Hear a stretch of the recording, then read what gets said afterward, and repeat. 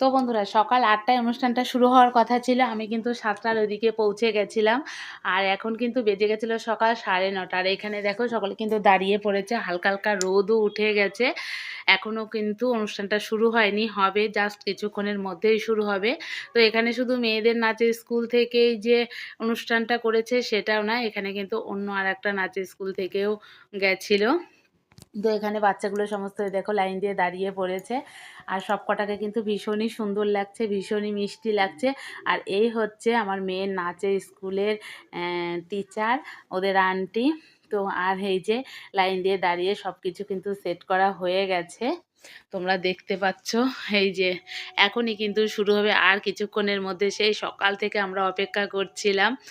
তো ভীষণই সুন্দর অনুষ্ঠানটা হয়েছিল। যতটা সম্ভব আমি তোমাদের সঙ্গে শেয়ার করব, তোমরা দেখতে থাকো। আশা করছি ভীষণ ভালো লাগবে।